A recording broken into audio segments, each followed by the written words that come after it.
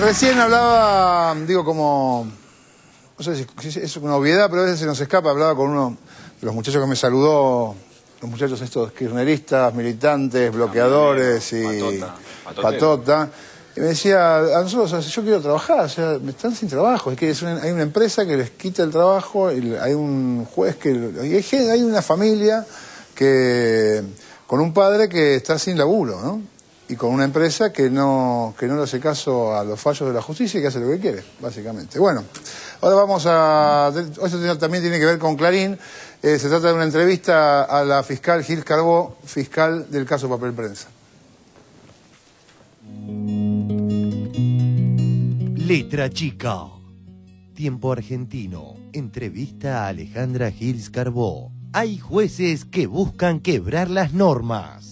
La fiscal que interviene en una de las causas por Papel Prensa alertó sobre el sometimiento de algunos magistrados al poder económico. El caso de mayor impacto público en el que interviene la fiscal es una de las causas de Papel Prensa. Justamente en este caso, que debería manejarse con total transparencia, los jueces me remiten 2 expedientes imponiéndome plazos mínimos de 10 días para que no tenga tiempo de expedirme. Es algo sin precedentes que no tiene fundamentos normativos. Hubo una clara voluntad de dificultarme el estudio de esta causa, afirmó Gil Carbó. ¿Por qué cree que los magistrados actuaron de esta manera? Esto está sucediendo desde el inicio de este pleito. En el primer fallo que dictó este tribunal ya manifestó su falta de imparcialidad.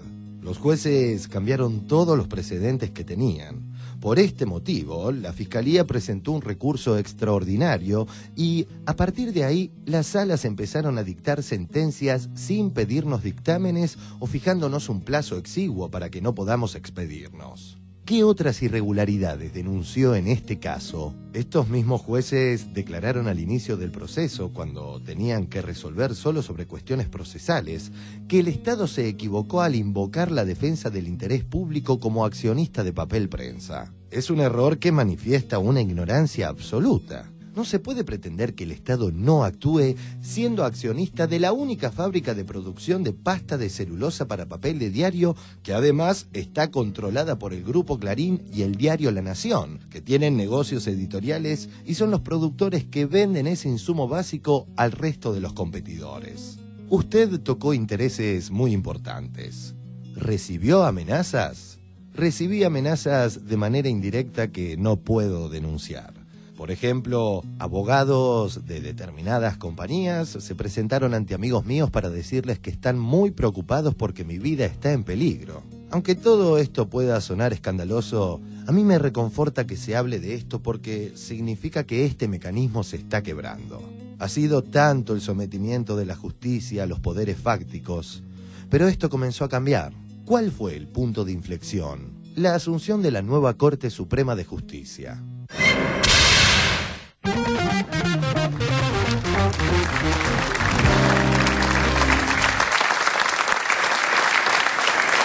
¿Estabas, Luis, más o menos al tanto de estas cosas que pasan en la justicia cuando está Clarín en el medio? Sí, a nosotros nos ha pasado. Nosotros tenemos una medida cautelar que la norma convencional estipula que una medida cautelar se tiene que resolver en no más de 40 días, porque una medida cautelar o un amparo tiende a reparar un daño inminente y para que no se suceda, no se alargue en el tiempo. Nosotros llevamos sin resolver la medida cautelar 6 años. ¿Están con una cautelar? Todavía no se resolvió la cautelar. La cautelar se terminó de resolver en abril de este año, cuando se cayó el último recurso de la empresa, un recurso a la Corte. 6 años para determinar una cautelar y la cuestión de fondo ni siquiera se abrió a prueba todavía. Entonces los manejos de la justicia por el Grupo Clarín son, bueno, este fallo. Nosotros no tenemos la posibilidad de jugar al golf con los jueces, ellos sí, ¿no? Acá ellos hablan incluso hoy hablaban en el diario de que el Estado tiene que cuidar al más débil, o sea que si hay por ejemplo, cuando hablaban del bloqueo, si viene una manifestación de militantes y patoteros sindicales a bloquearnos, nosotros pasamos a ser la parte débil, el Estado nos tiene que proteger. O sea, Clarín se victimiza constantemente con las acciones y lo que hace es buscar constantemente. Seguramente mientras nosotros estábamos tomando mate, mientras hacíamos la medida de fuerza, ellos estaban buscando un juzgado en ese momento para que les diera alguna salida judicial. No sé si lo habrán encontrado, pero esto es constante del Grupo Clarín. Cuando hay una resolución a favor, como fue las medidas cautelares son a favor de Clarín, se tienen que aplicar. Cuando son en contra de Clarín, no, la apelamos, entonces la suspendemos en el tiempo y hacen todas estas jugadas chicanas judiciales que a nosotros ya nos llevan así 6 años y a los de Canal 13 hace 1 año y medio que están en la calle. Este tipo de funcionamiento es constante, ¿no? Pero creo que es una cuestión que tiene que ver también con una cuestión de clase e ideológica, ¿no? La justicia es clasista. Ahora, la pregunta es, en Clarín, ¿funcionan? Perdón, para ustedes, creo saber algo, pero no estoy al tanto de todo. ¿Existen los delegados gremiales? En la parte gráfica de Clarín, sí. ¿Qué significa en la parte gráfica? Sí, o sea, Clarín en la parte de prensa no tiene comisión interna. Las 1000 y pico de personas que trabajan en Tacuarí, en la parte de prensa y preprensa, no tienen comisión interna. ¿Por qué? Y porque en el 2000 fueron barridos 117 personas, cuando fue lo de Pablo Yonto, que lideró la comisión de redacción. Sí, pregunta, déjame que haga esta pregunta, es maliciosa o no sé. Tenemos un sindicato de prensa nosotros. Sí. ¿Y el sindicato que está bien? ¿Le parece bien que no haya delegados en Clarín? El sindicato de prensa... No me la conteste porque es complicada la frase. Pero no sé lo que piensa el sindicato, no sé las posibilidades que tiene de ejercer, pero bueno, a veces hay connivencias que están más arriba de uno y uno no las puede entender, mucho más cuando viene de un gremio que no es el nuestro, pero bueno, no es difícil pelear contra... No todos se animan a pelear contra Clarín. De todas maneras, antes que el sindicato, me parece que el tema pasa por los trabajadores de Clarín, ¿no? Porque los que tienen que defender sus derechos son ellos mismos. Pero a veces también es difícil. Barridos, Sandra, los trabajadores son barridos. La organización sindical precisamente está para defender los intereses del conjunto.